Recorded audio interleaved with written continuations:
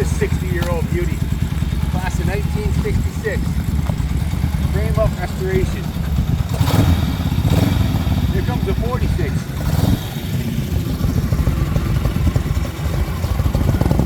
That's a 46. This is a 66. 60 years old.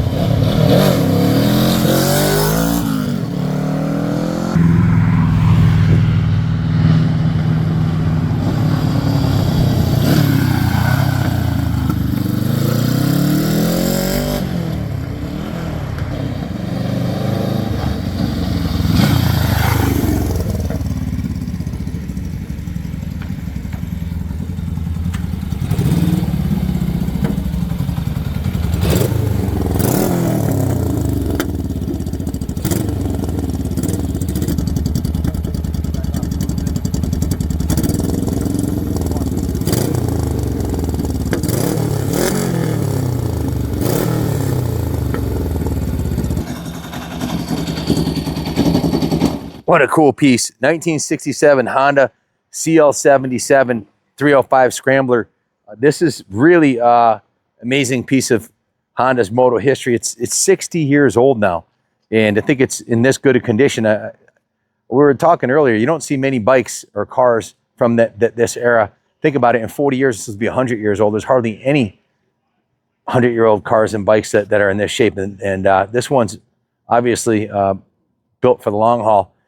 Runs awesome. It wheelies, hauls ass for its time. It was faster than most bikes in its class, and in fact would punch out of its weight class and be faster than some of the British 500s from what I had read. And I had a Triumph Daytona 500. I'd put this thing up against it. It's definitely got a lot of horsepower for its size. I think it was rated for 28 or 30 horsepower. I looked it up earlier, and it'll go over 85 miles an hour.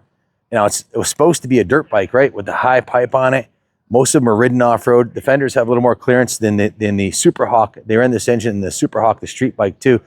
And they changed the suspension, gave it longer travel suspension, more clearance, a up pipe, and the handlebars have the crossbar on it. This bike was most of them were ridden into the ground off-road. You know, they put knobby tires on them. That muffler right there, we actually checked out to see if they're anywhere available online. The only one we found was a beat up used one on eBay for $800. Like, it's very difficult to find one like this that's been given a full comprehensive frame off restoration, starting with the frame beautifully painted, the tins, the tank, the side panels, the fenders are beautifully painted. The original wheel sets were rebuilt with new spokes, new polished brake backing plates. The cables were all replaced with new period correct gray cables, which are getting hard to come by, I was told. The original tank badges are replaced with new tank badge, new knee pads, new paint job. The inside of the tank's in really nice condition, and still has the center stand on it. A lot of times they would lose those over the years, and it runs absolutely beautiful. The front tire shows you how much wear has been put on it since the restoration.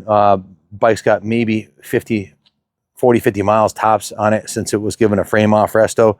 Rear tires new, chains and sprockets are new.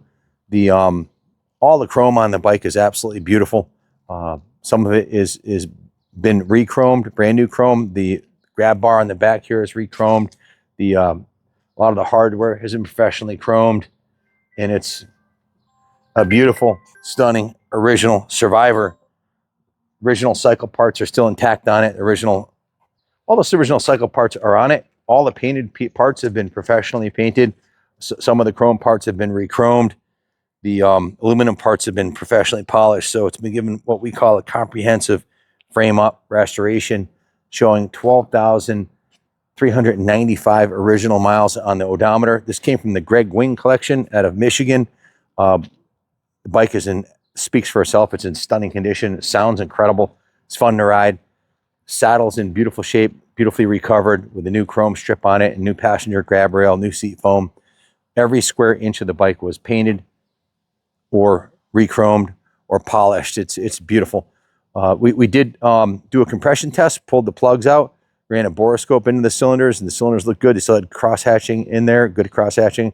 No scoring in a 125 psi compression per cylinder. We went through the carb, made sure everything was dialed in, and the bike is running. Gave it a carb rebuild. Both cars are moved and cleaned, and the airbox has a new air filter in it. So it has the toolbox on here. The kicker you see was beautifully rechromed. The brake lever was beautifully rechromed. The cover was beautifully polished. The engine was painted. The engine cover here was repainted. The aluminum on the top here was polished. You can see it has new plug wires, new plug, new fuel lines, rebuilt petcock. Again, tanks beautifully. All the finishes are brand new with original decals replaced on there. Even the steering stem, the devil's in the details. Everything's chromed or polished. The horn's been chromed. The steering stabilizer is in mint condition. Front fender is in pristine condition, beautifully redone, re-chromed, and repainted. New fork boots. The fork lowers are polished. You can see the front wheel was completely dismantled. The rim was professionally polished. The hub was polished, laced up with a new set of spokes and a new front tire and tube. It's what I would call a no expense spared full frame off restoration. Again, the chain of sprockets are new. Just a museum quality piece for sure. So we put the New England Motorcycle Museum license plate on it. It's definitely going back into the museum on display. Again, look at the exhaust. This is beautifully chromed, as well as the heat shields are beautifully rechromed. All the hardware is brand new. This side of the engine was repainted. The cover is beautifully polished. The shift lever was rechromed. All new cables, springs, brand new springs. The brake arm was chromed. The backing plate was polished. All the brake hardware was chromed. Like brand new spokes were installed on it, and you can see the rim is beautifully polished with a brand new tire and tube. New brakes front and rear. New brake cables front and rear. It's as good as it gets, guys. It really is a spectacular example. We checked comp sales on Mecum. One sold recently for $15,000. Several sold in the $12,000, $10,000 to $12,000 range. Another one broke $15,000 on Bring a Trailer, and many of them sold for in the $10,000 range. So you can see it's a 60-year-old classic. They're highly collectible. Not a lot of them survived, especially in this condition. So they're worth a lot of money, and part of that is because of the cost to restore one. Is typical shop rates are $150 an hour. A frame off on a bike like this, you're looking at 80 to 100 hour project. Well, I'll call it 100 hours to go to this level of detail where everything was re-chromed and completely dismantled and rebuilt.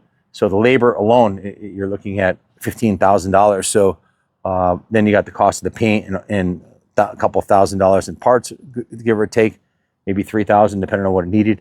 So it's not hard to see how you can spend a lot more than that restoring one. So to buy one that's done like this, this one will be sold at auction. It's a beautiful piece. It was beautifully restored. If you're interested in buying it, give us a call. We can ship it right to your house, licensed, enclosed, transport insured, and we also finance bikes in-house here. So if you're looking for a 60-year-old classic Honda that looks badass, I love that rear corner view that he's got right there with the pipe and the flat seat and the bars. It's a piece of moto history, and it sounds really cool, and it runs really good, and the clutch is perfect, and the tranny's perfect. It'll pop wheelies, and it's just a really fun bike. But it's been a display piece in Greg's private collection in Michigan for many moons, and it's coming up for sale. And we went right through it, changed the oil, put a new battery in it, cleaned the carbs, and made sure everything was mechanically perfect. Because it really wasn't ridden since it had the frame off restoration, as you can see by the condition of the hairy nubs still on the tires. So it's about as good as it gets, guys. So it's definitely as nice as all the ones that sold for $12,000 to $15,000. This will have a reasonable reserve for what it is. and you couldn't replace it for what the reserve is on it. So if you're looking for a nice one, this is it. Give Junior a call. Thanks for watching, and God bless America.